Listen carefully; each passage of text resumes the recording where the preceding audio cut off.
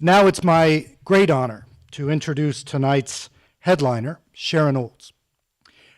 Very quick story. When I was a graduate student in the 80s, I got to campus. I was overwhelmed by the intellectual firepower of my peers, and I walked around feeling like a fraud, and many of them were carrying Satan Speaks, and I thought it was so cool and transgressive, and I went out and bought my own copy of Sharon Olds' Satan Speaks to carry... Satan Says, and walked around with the book, and after a while realized I should probably read the book. So I did, and my mind was blown in a way that never had been by a poet before, or maybe since. So it is a great honor to be able to introduce Sharon Olds tonight. She's one of contemporary poetry's leading voices, winner of numerous prestigious awards, including the Pulitzer Prize, as I said, and the National Book Critics Circle Award. She's known for writing intensely personal, emotionally scathing poetry, which graphically addresses family life as well as global politics. The colorful events of her poems are always rendered in sharply realized images that cut quickly from the gory to the beautiful and back again. Her work is sometimes viewed in the tradition of Walt Whitman as a celebration of the body and all its pleasures and pains. Olds' 2012 collection, Stag's Leap, for example, offered an unsparing exploration of her recent divorce. It won both the Pulitzer Prize and Britain's T.S. Eliot Prize. And in awarding the T.S. Eliot Prize, Carol Ann Duffy put it this way: there is a grace and chivalry in her grief that marks her out as a world-class poet. I always say that poetry is the music of being human, and in this book, Sharon Olds is really singing. Billy Collins has called her, quote, a poet of sex and the psyche.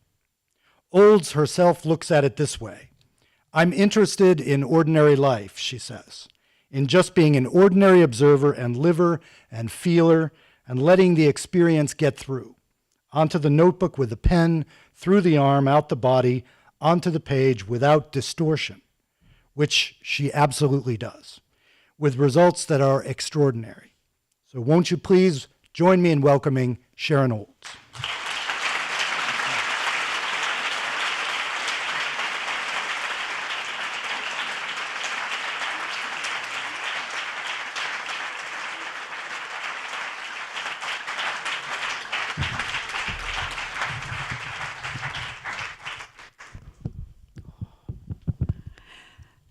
Thank you so much. Thank you. I'm moved and honored and energized to have heard everything that we have just been privileged to hear. I came late to action in my life in a certain way, not in terms of lying down on a sidewalk or trying to block the entrance to a building. When I was 14 and getting my braces put on, I walked past a demonstration and I didn't know what it was. It was a secondary boycott of Woolworth's lunch counters in the South. And I said to a woman standing watching it, how did they choose the people who are allowed to walk? And she had, I knew what it was about segregation, and she said, anyone can. And so I walked up toward the oval, and one person went slower and one faster, and they let me in. And I realized that one can speak with one's body against something wicked, something that is, not healthy, not good, that you don't believe in. So I'm reminded, yes, but then it took me a very long time after I was divorced to choose a boyfriend who wasn't a bully. So I have to say that I didn't learn everything at all. But yes. Ooh. it's great to feel energized. It makes one want to dance. And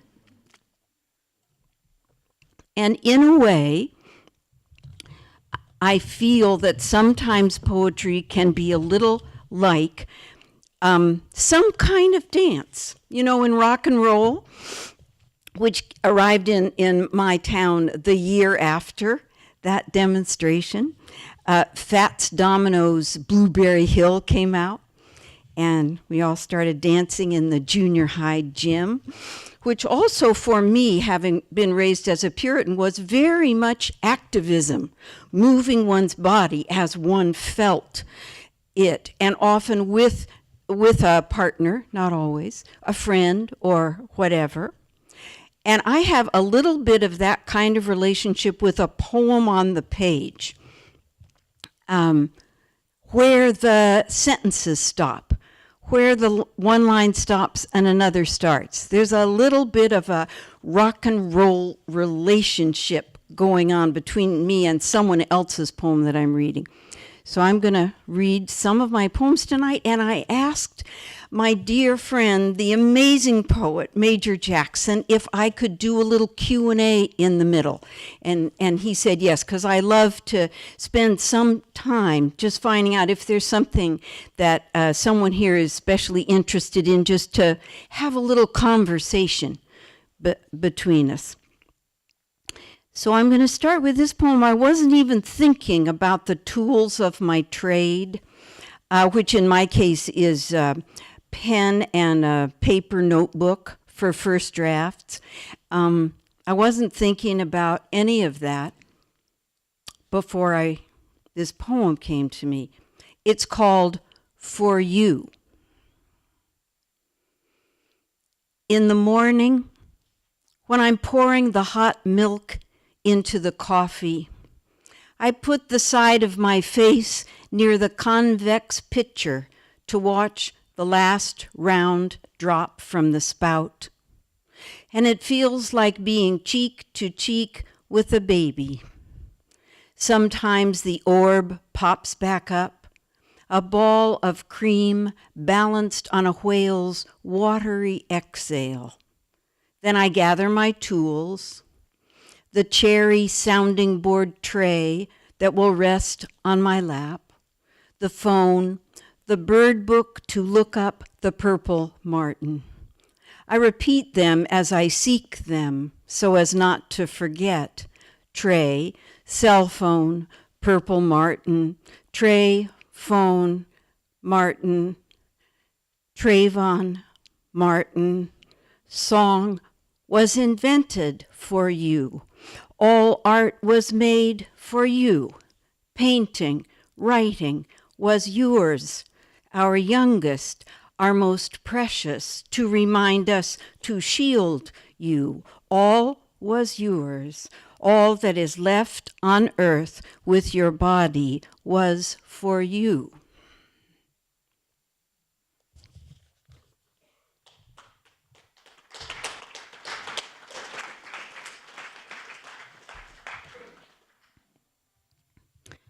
Thank you. I like what it says here. This is authorized. Doesn't it say authorized? If there's anything unauthorized, probably poetry and maybe jazz and a few things like that just kind of spring out. This poem just kind of sprung out not so long ago. I didn't really know that much about Rasputin, except that he was very scary. He was from Europe, and he had been, I think, wicked, and then he was hard to get rid of. I didn't really know much more than that. Later, I looked it up, and, I hadn't been totally wrong. And my next book, which I hope will come out in September, will be called Arias. My last book was called Odes, partly because I'd been writing a lot of what I was calling odes, and partly because it just seemed like such a bad idea for someone named Olds to write a book called Odes that I couldn't resist. And then I recently had a wonderful short trip to Emily Dickinson's house that I'll mention again in a few minutes in Amherst, Mass. And then I started writing a lot of ballads. And so now, today, I decided what my next 4 books are going to be called. So there was odes, arias, ballads, and prissy pants. It just makes me so happy. I don't even know what the poems will be like, but it's irresistible, irresistible. So it's very interesting for me, having never followed themes before, really, though of course I've written about the same subjects a lot, but thinking about arias and then thinking about Rasputin, I wrote Rasputin aria. I wish I did not think of Rasputin so often. To have been born with a penis which in manhood would be said to be erect, 14 inches long, some said 18, organ which he used in brutal acts, penetrating helplessness, and then at the end of his life to be taken from behind, raped, then castrated, penis and testicles, harps of the nerves, gone, and then to be killed one way, and it did not take, and then another, then stabbed and drowned in a sack, though all that was found was the skein of burlap bitten and torn open and washed up. A cruel male leader, a brigand, a law unto himself taken, the shock of it, the disbelief, the poor anus from the worldwide family of anuses, the species helpless O, and the poor penis, brother to the poor sister, vagina. 'Tis of thee I think, when I think of my country rendering and being rendered, when I think of our body politic, its head of wrath with an orange flame for hair.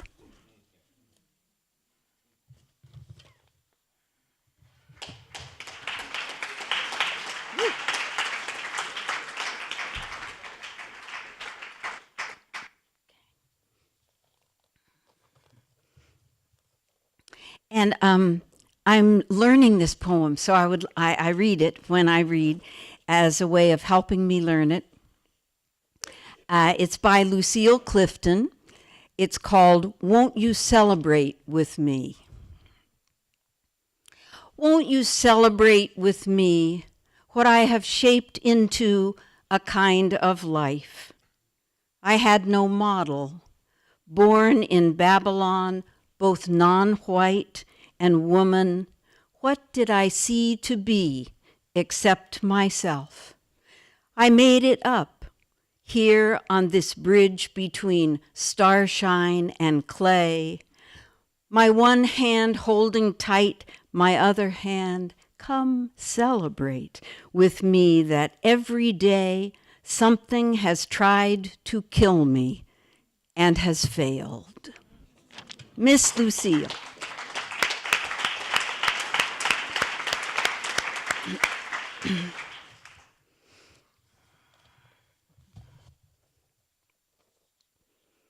I went over some poems in the hotel this afternoon, and there were just some I just felt I wanted to read, so they aren't just in a particular order or from a particular book, and a lot of them aren't in a book yet, because I have been feeling a lot of energy, a lot of poetry energy since I got here. So,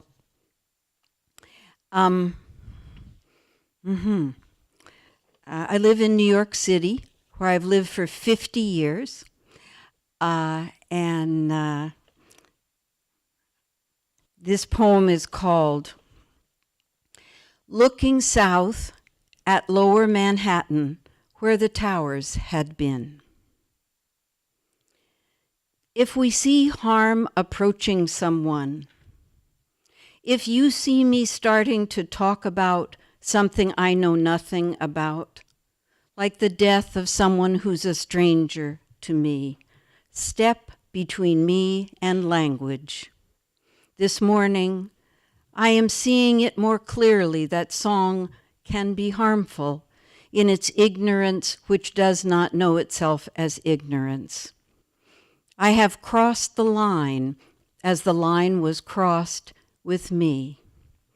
I need to apologize to the letters of the alphabet, to the elements of the periodic table, to O and C and H, oxygen, carbon, hydrogen, which make up most of a human body which breaks down in fire, to the elements it was composed of, and all that is left is carbon and nitrogen, and the rest departs as carbon dioxide and is breathed in by those nearby, the living who knew us and the living who did not know us.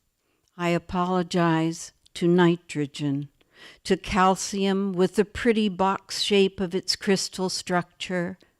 I apologize to phosphorus and potassium, that raw bright metal we contain, and sodium and sulfur, and to the trace amounts which are in us somewhere like the stars in the night, copper, zinc, cobalt, iron, arsenic, lead.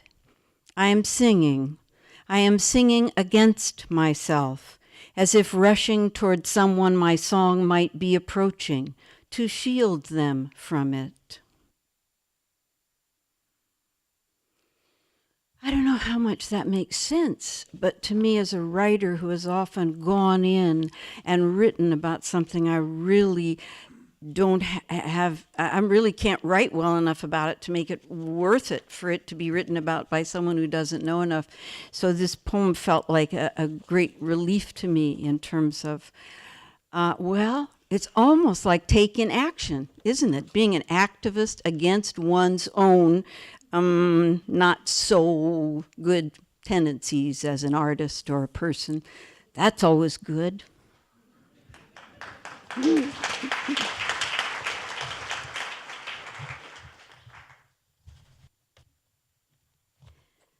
So I'll read 2 or 3 more and then hope if there's anything you'd like to say or ask, we have a conversation, and then I'll go on. I just have a tremor. It's benign. It is. It's called benign intentional tremor, which doesn't mean you intend to have it. It means that if you intend very much not to shake, you will shake much worse. So this is a poem from a book called One Sacred Thing, and there are many mother poems in that book, and this is one of the ones toward the end of One Secret Thing. It's called Satin Maroon. In the narrow office on Shattuck and Ashby, the woman pulled open a file drawer, low tumble of wheels on rails, and took out the ashes in a satin maroon plastic box and set them on the desk. Next of kin, I signed and lifted them up, and in the car I clasped her tight. My arms seemed encircled around the container twice, 3 times. Then I held her up to my ear and tilted her to hear whatever I could hear of her, sure of wisdom teeth, of kiln bed grit, dry mints like the crab claws that she would shuck to give us the brine meat, gravel rustle. The minister opened the chapel. We set her where she'd always sat. We put a rose beside her like a petticoat. Then there she was, on the sequoia pew, a magenta carton of mortar and pestled bones, that it should come to this. I kissed the smooth surface under which her silver constellations turned, and then it was time to leave her overnight as we had planned, but it was hard to leave her by herself. But suddenly I saw she had always been alone, fatherless, mismothered, and not without her own valiant spirit. And I wished she could descant all night, as if this were she, this rattle of salty campfire rubble from inside her. And I left her there. I relinquished her to the strangeness, the still home of matter.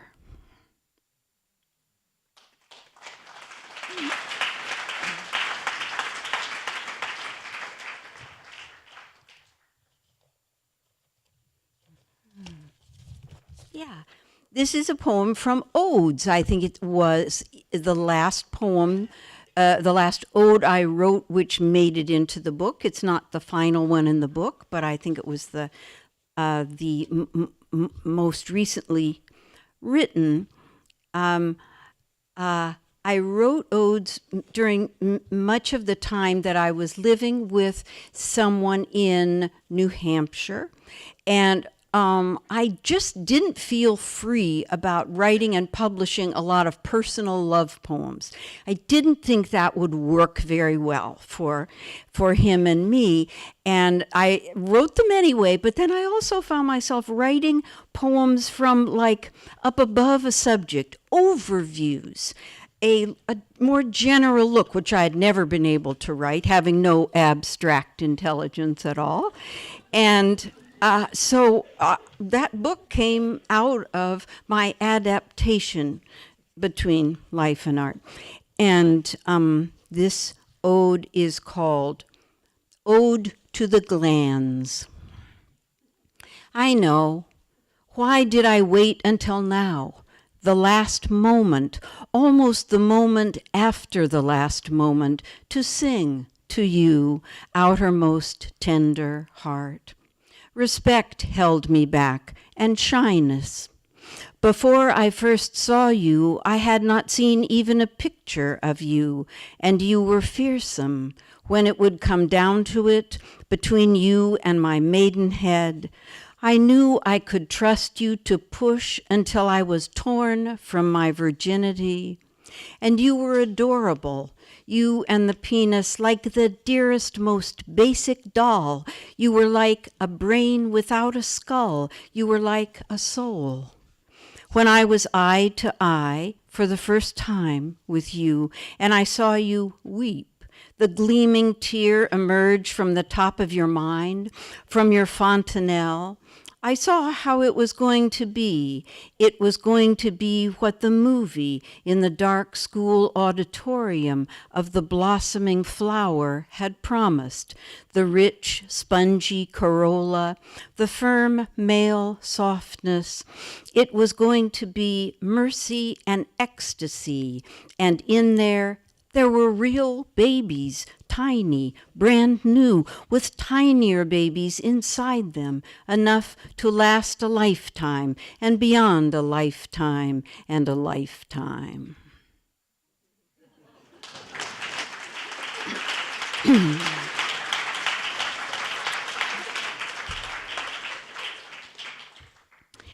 So it's always all right to laugh during a poem of mine. It's always all right. I try to keep a straight face, but I'm often very cheery inside. Is there anything that, and again, thank you for having me here. Thank you, to be here as a part of the festival in this beautiful city. Such a gorgeous sky today, thinking of being near a lake. I've taken the train a lot up here or to go see Chase Twitchell across the lake. She says hi. Anything anyone would like to say or ask?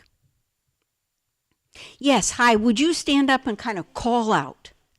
Hi.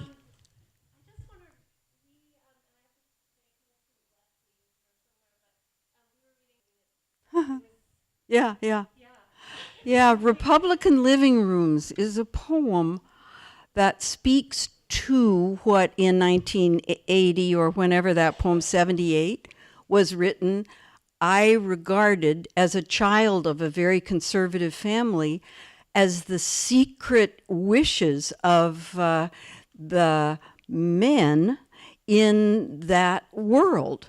And it was completely rude and disloyal and extremely violent, very satisfying to me. I felt I had said it. And it was, of course, I'm a big exaggerator. So it was, it was very big.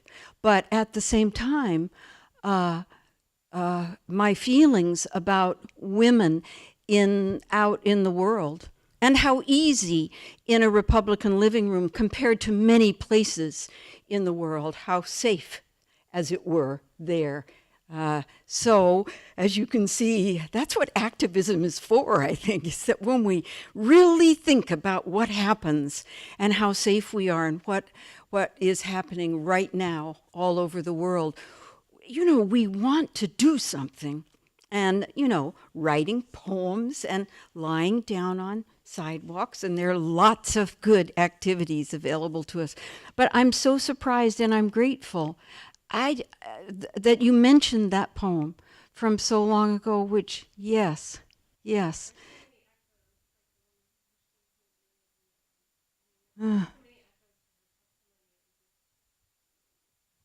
Thank you. Yeah. Anything else? Yes, hi. And if you could just sort of almost shout.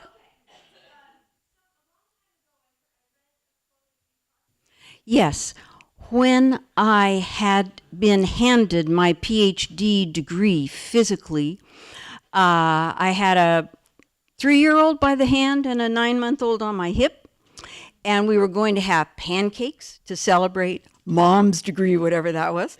And I walked past the statue, which during the Columbia May 1978 activism, had a bandage around its head with ketchup because the administrator of the English department, she had not let the police to the students at one point. So it was a plaza of great power, and the sidewalk way outside is where I had been lying down. And I suddenly, because I had my degree, like I was safe. I almost flunked my orals, and it was not easy, but I had it. It was like a teaching degree for me. I could be a teacher somewhere. And I suddenly made a vow. And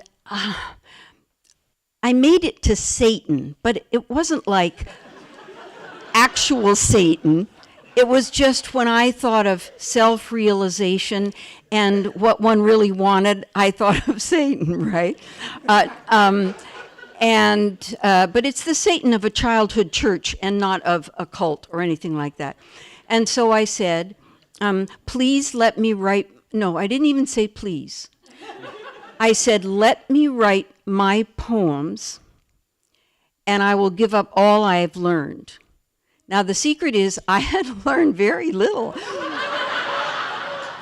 And I hadn't understood half of what anyone had said. And then I right away said, and they don't have to be good. Right away. I didn't want this to be some bargain that had to do with success. They don't have to be good. I just want them to be mine. And I was thinking of myself as an ordinary enough person, privileged, etc., but ordinary enough within that Columbia University campus. Yeah.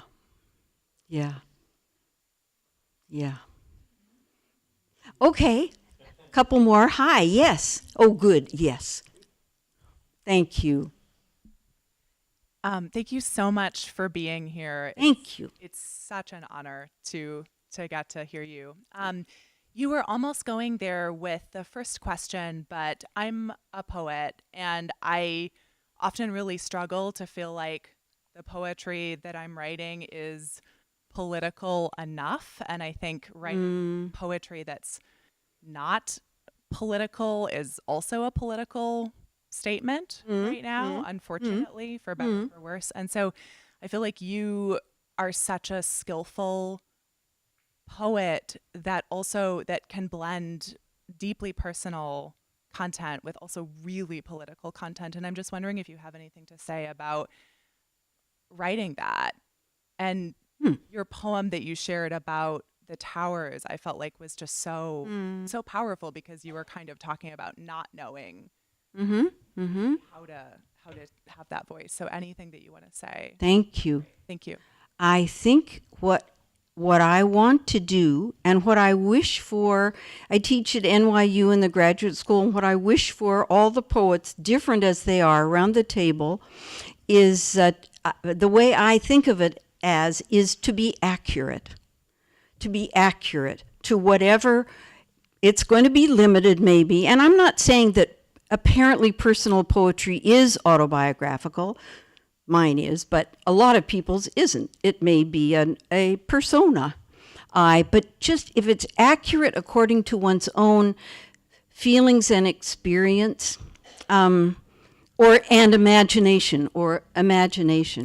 I have written many, many, many more poems about the world that I don't know than family poems, but they're almost never good enough to show anyone. It's just much harder for me. I love those poems, and actually, it's become my averages are improving a little. So that, and that's partly because I realize that poems about families, especially violence in families or stuff like that.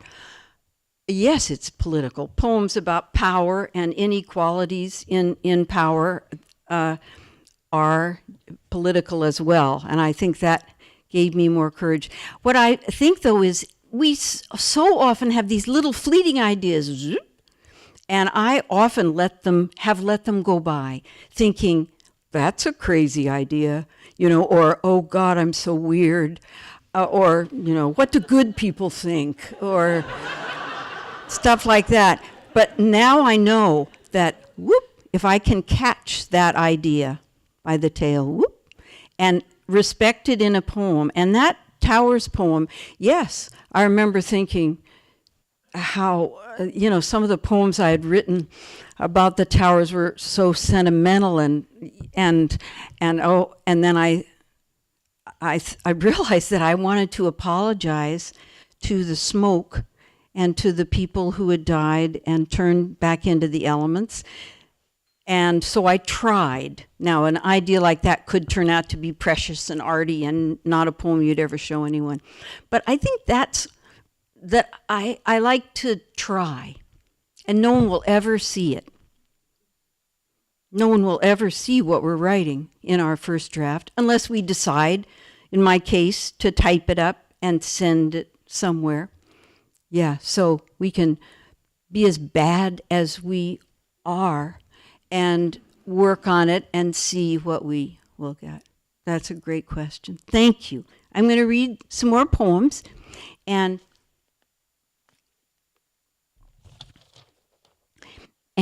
I'm going to start with this one. Oh, yes. Okay. Thank you so much. Right. That's so cool.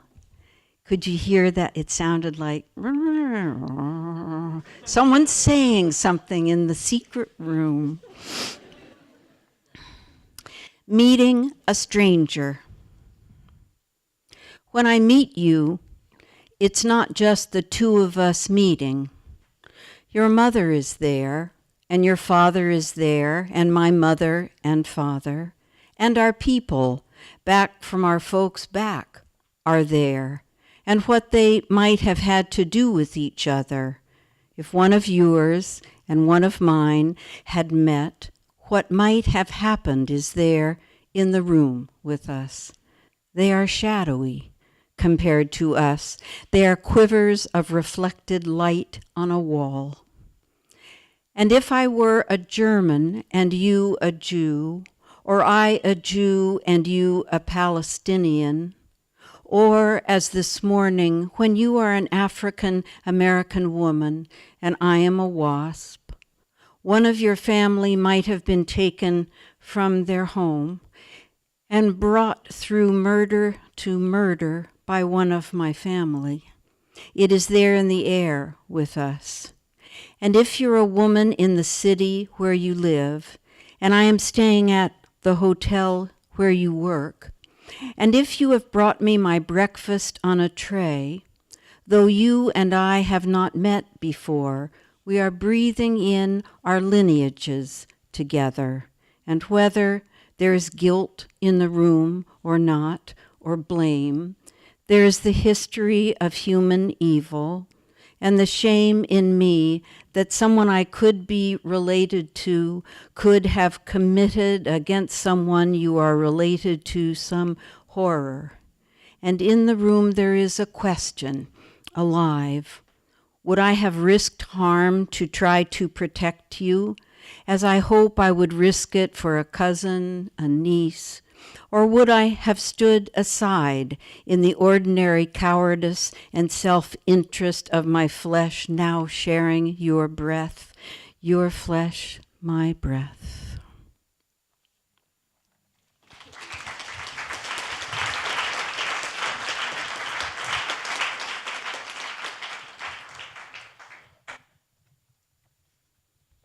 We need some humor in this room. Where are you? Oh, yeah, this is kind of funny. Yeah.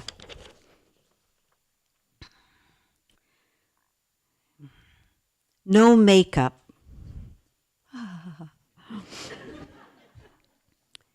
Maybe one reason I do not wear makeup is to scare people. If they're close enough, they can see something is different with me. Something unnerving, as if I have no features.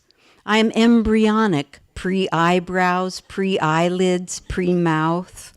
I am like a water bear talking to them, or an amniotic traveler, a vitreous floater on their own eyeball, human ectoplasm risen on its hind legs to discourse with them.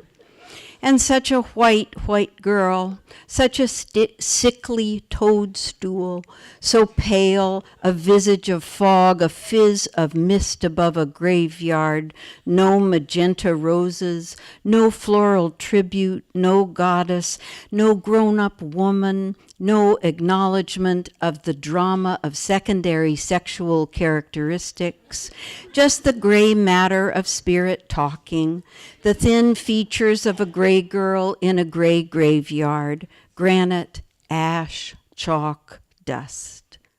I tried the paint, but I could feel it on my skin. I could hardly move under the mask of my desire to be seen as attractive in the female way of 1957, and I could not speak. And when the makeup came off, I felt actual as a small mammal in the woods with a speaking countenance, or a basic primate having all the expressions which evolved in us to communicate. If my teenage acne had left scars, if my skin were rough instead of soft, I probably couldn't afford to hate makeup or to fear so much the beauty salon or the very idea of beauty-ship. And my mother was beautiful. Did I say this? In my small eyes and my smooth, withered skin, you can see my heart. You can read my naked lips.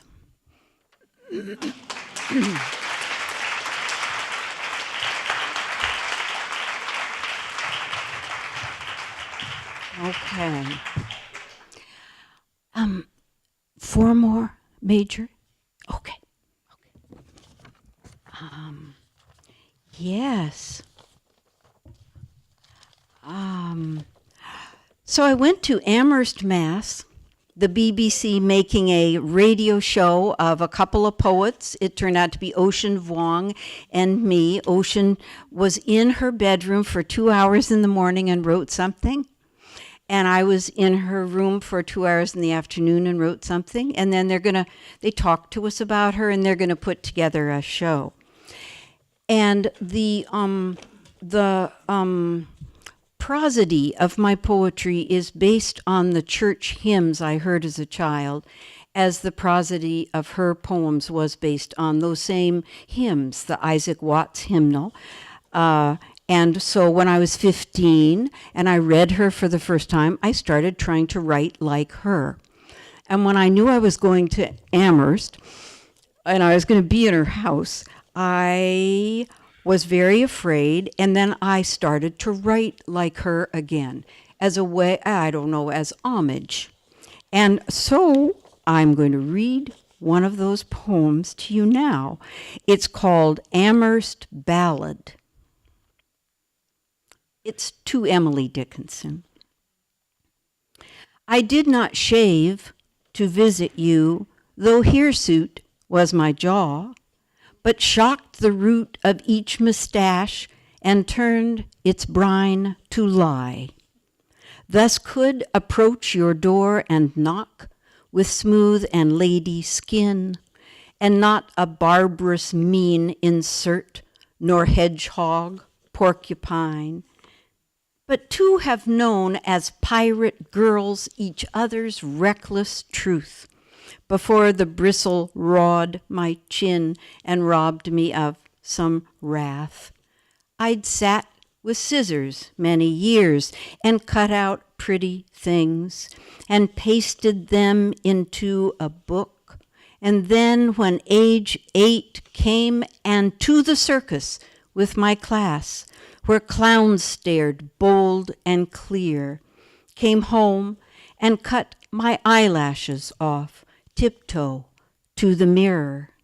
Since any beauty I could have would not be of my visage, but drawn or writ on paper, stricter hieroglyph, I wish I would have danced with you on Wild Loon Pond in the cream of the moon.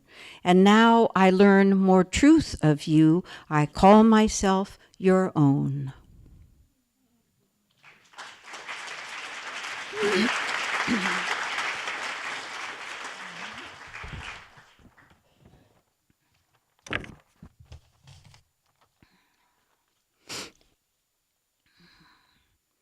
Hospice Aria. I did not hear it, leaning over the hospice bed, when my sister and I had that valiant small vessel among our many hands and arms, that brigantine, our mother, that little caravel out on the water for its homeward journey, back to her beloved dead departed before her. We were bending over her mainsail and ropes and straining timbers over her crow's nest, from which, toward the finish, she seemed to begin to see the blue border of reunion. She did not sing it, but she had sung it. I shall arise and go now. All my life she had sung it, all our lives. My sister was also beside her, but whenever I was with my mother, there seemed to be no one there but she. And a small cabin built there, like her God when he squatted like a woman with the clay and wattles and started to make people. Now we were at the other end. There was a wind in that room, rising, falling. Our girl was shoaled. She was waiting for a tide to float her keel up from the rock and coral. And we did not hold her back, though we held her, so she would not be without company as she made her way to her native shore, where she had come from. Her face became smoother and smoother, where peace comes dropping dropping slow, dropping from the veils of the morning to where the cricket sings. She lifted free in the salt air on our faces, silent, silent in the quiet room, no breath. She was there at last, in the pure matter of the world, in the deep heart's core.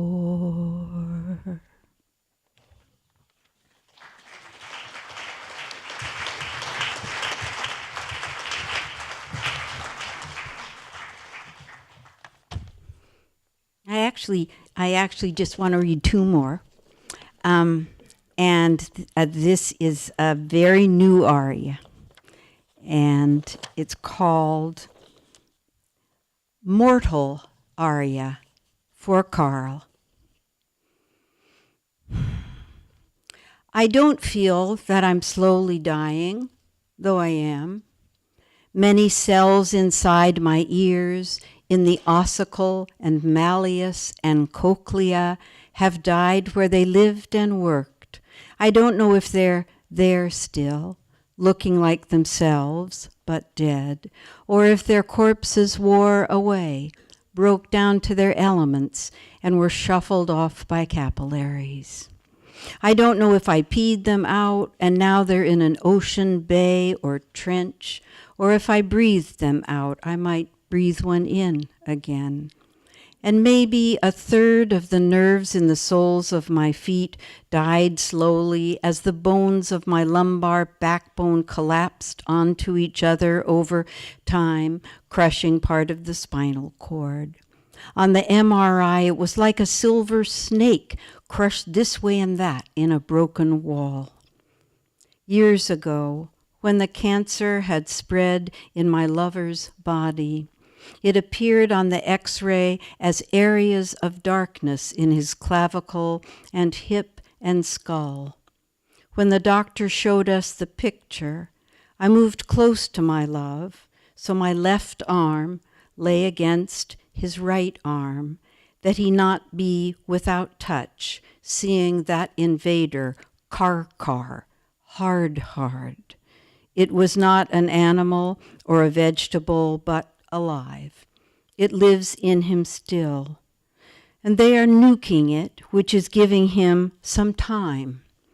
If the cancer kills him, I don't know if it will outlive him by an hour or a day before it dies. If it were not a stupid wish, I would wish the dead cancer could be taken out of his body before he is dressed in a linen shroud. I will help dress him in it. We will sit with him. We will sing to him. He will be put to bed in the earth he loves. I think of him at 4 or 5 in the little 3-piece suit and cap his parents dressed him and his brother in. A look of amazement, wonder, almost bafflement on his beautiful face. Off and on, all his life, he has emitted light. I would watch him sleep in the dark woods, his brow reflecting starlight.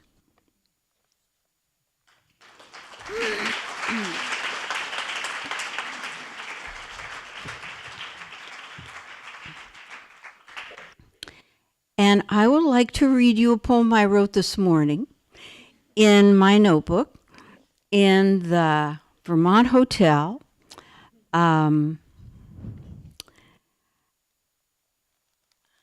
It doesn't have a title yet. I don't even know how it came to me or why. Just then I have been trying to absorb the news of how much sooner than we thought the earth is going to be struggling and suffering, and our people are going to... So I have been thinking about that a lot. I don't know. So it's in ballpoint pen, and it's actually pretty clean copy in terms of first drafts of mine. And here it is. I am glad I never thought of hell when my mother was beating me. The pain was nothing to flames, and the blows did not roast and eat my skin, and the beating was not eternal, just long, and I knew her. She was not a devil. This was a human struggle. It was normal human cruelty. I'm sorry I thought I deserved it, but I'm glad I tried to hold my spirit together. I'm glad I resisted, even though it lasted until I broke and ran like a cracked in half egg. No, a smashed raw egg, shell and albumin of soul and snot on my face from jaw to hairline. And I'm glad I did not tell anyone. I loved my mother, and she loved me, and she needed me. Her soul had been put into my hands when I was born.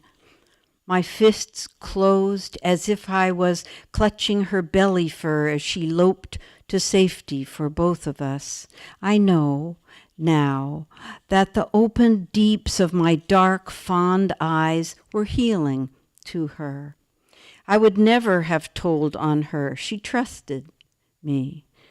I was hers to do with as she would, and I would resist, and she would break me. She got to break a girl as she had been broken. This morning, walking back to my hotel room through the hall with my key and hot coffee and 6 creams and sugars, I dropped a packet, and 4 workers were there, people who had fled countries even worse than this one and suffered from the excesses of this one. And I said, could you help me, to a man? And he put the sugar back in my hand. And there was the woman, beautiful as a young angel, to whom I had said good morning. And I said, could you help me? And she took the coffee and the milk and walked me back to my door and into my room. I am an old woman with shaking hands. I am old enough to ask for help. Her lips had many vertical lines on them, like fine, rich rivulets of wind on water, and her mouth was like the O of someone singing the beauty of the earth and pity on suffering. Thank you.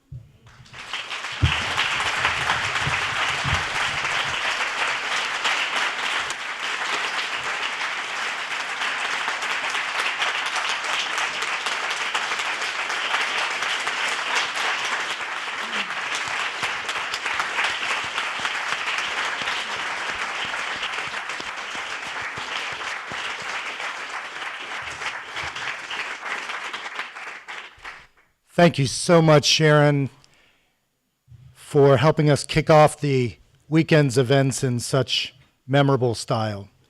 Thank you all for coming tonight.